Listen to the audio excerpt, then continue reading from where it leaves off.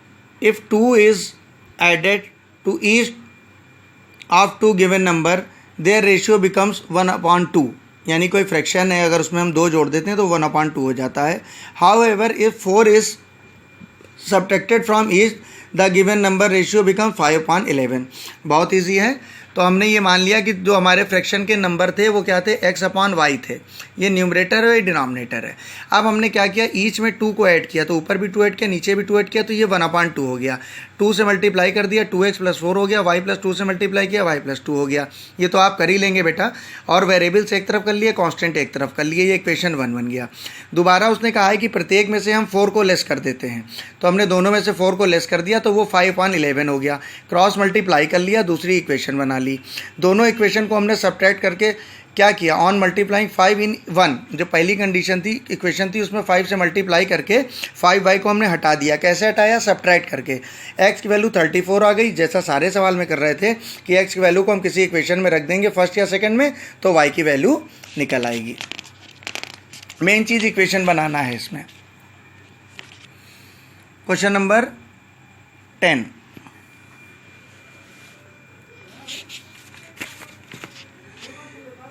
The difference between two numbers is 14 and difference between their squares is 448.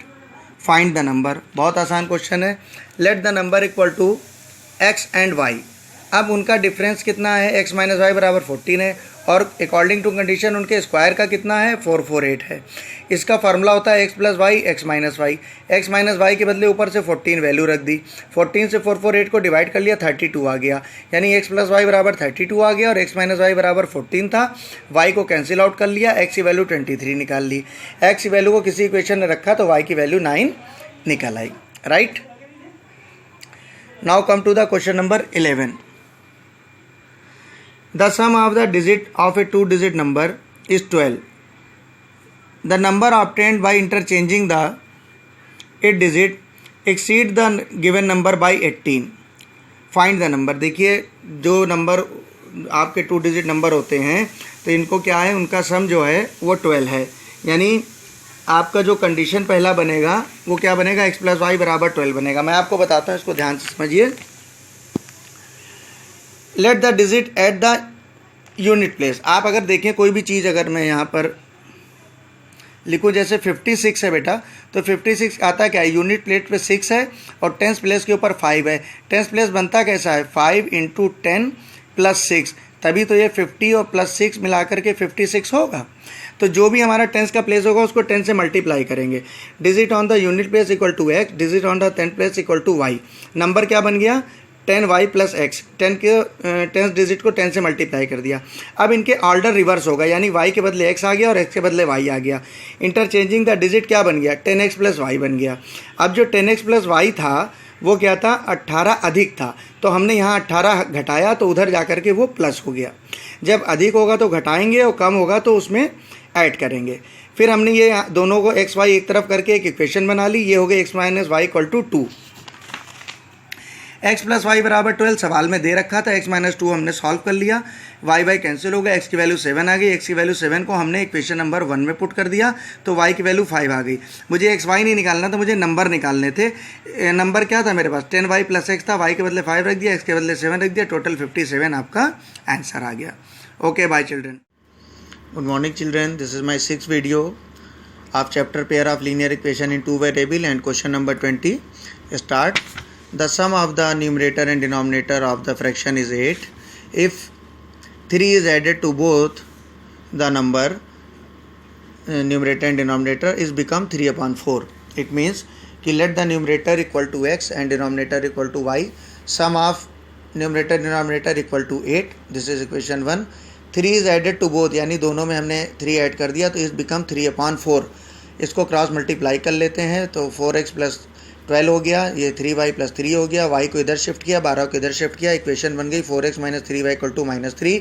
Equation 1 को हमने 3 से multiply किया, 3x + 3y = 24. ये आपके पास 2 इक्वेशन हो गई. इसको एलिमिनेशन मेथड जो मैंने पहले बताया उससे सॉल्व करके x की वैल्यू निकाली.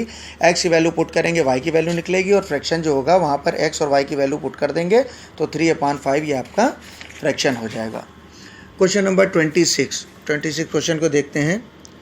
The sum of two number is 16 and sum of their reciprocal is 1/3. Find the number. Let the numbers are x and y. तो सम ऑफ नंबर्स इज 16, यानी नंबर का सम कितना है 16 है और उनके रेसिप्रोकल का सम कितना है 1/3. एक्स वाई एलसीएम लिया, x plus y upon x y हो गया, क्रॉस मल्टीप्लाई कर दिया, x प्लस वाई के बदले ये 16 वैल्यू रख दी है जो 3 से मल्टीप्लाई होकर के 48 हो गई, एक्स वाई इक्वल टू 48 हो गई और यहाँ से y बराबर जब निकालेंगे तो 16 माइनस एक्स हो जाएगा. उस y की वैल्यू को यहाँ पर हमने रखा x इंटू 16 माइनस एक्स बराबर 48, इसको अंदर मल्टीप्लाई किया और ये बेटा a x square plus b x plus c हो गया. 48 को ऐसा ब्रेक करिए जिसका जोड़ या घटाना 16 आ जाए, ये मैंने आपको पहले बताया हुआ है. इसके फैक्टर -12 और -4 हो गए. इनको सॉल्व किया, x equal to 12, x equal to 4, यानी दो वैल्यू आपकी निकल आई, x बराबर 4 एंड x बराबर 12. अब यहाँ पर क्वेश्चन को शायद थोड़ा सा और आगे बढ़ाना चाहिए था, तो हमें नंबर्स फाइंड आउट करने थे. अब आप देखिए यहाँ पर मैं आपको लिख रहा हूँ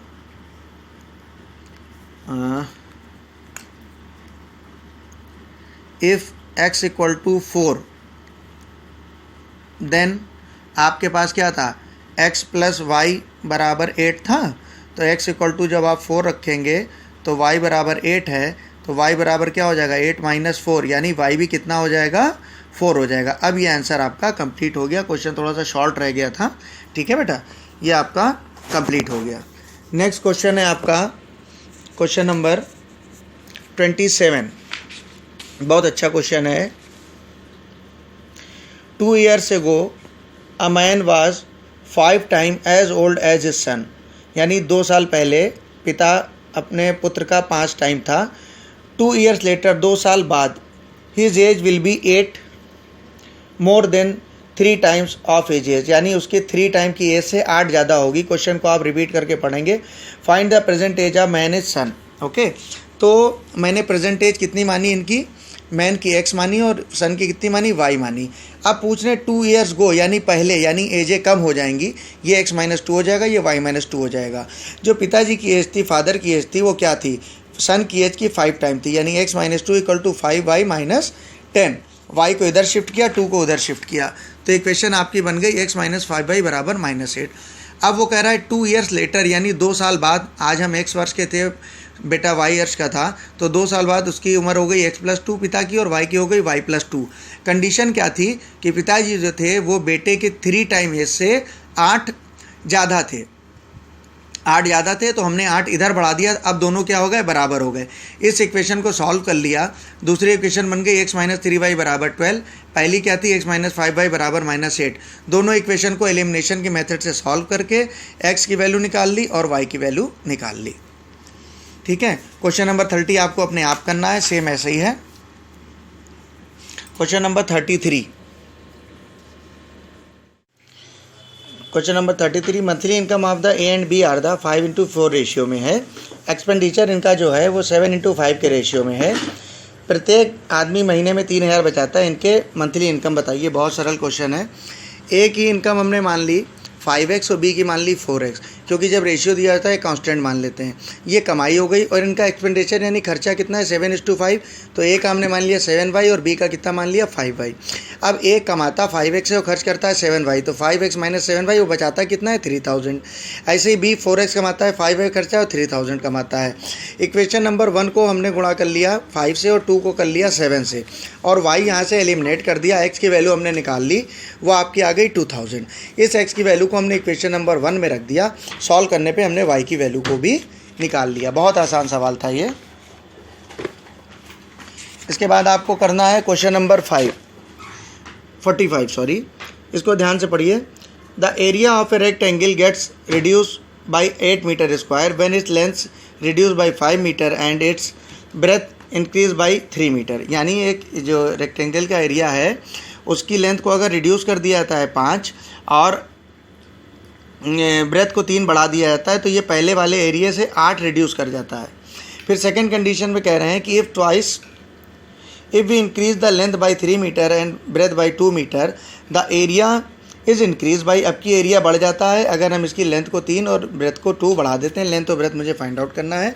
मैंने लेंथ को L माना और ब्रेथ को B माना है, तो एरिया रेक्टेंगल का क्या हो गया, L इंटू B हो गया। अकॉर्डिंग टू क्वेश्चन जब लेंथ को 5 कम किया गया, ब्रेथ को 3 बढ़ाया गया, तो एरिया कितना हो गया, 8 कम हो गया था। जब इधर 8 कम हुआ तो हमने इधर राइट हैंड में भी 8 कम कर दिया, दोनों इक्वेशन आपस में बराबर हो गई।